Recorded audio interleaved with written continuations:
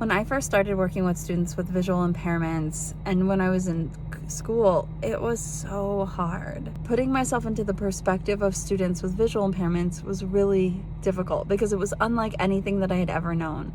And if you have been following me for a while, you know that 90% of what we know, we learn visually. So it makes sense that everything that I had been taught on how to teach didn't work. And it didn't work in such a way that I couldn't figure out where the kinks were. But what I realized is that you don't have to have it all figured out. You don't have to memorize all the 9 areas of the ECC in order to be an expert. The other thing that I really wish that I knew before all of this is that once I learn what the behaviors of my students with visual impairments mean, their behaviors decrease.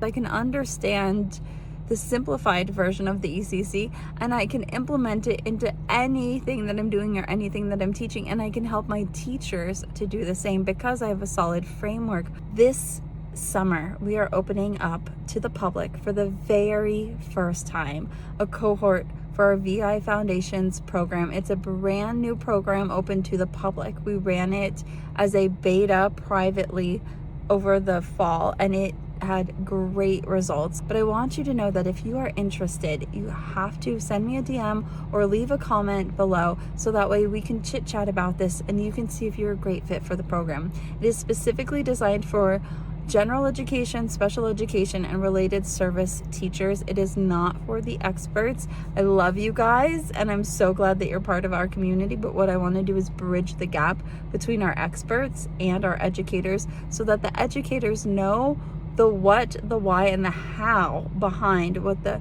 experts are asking them to do. So then that way our educators can generalize these skills. So I hope that you could take this information and use it so that way maybe you just feel a little bit more understood. Maybe you're just struggling with your students and it's May and you don't know exactly what to do.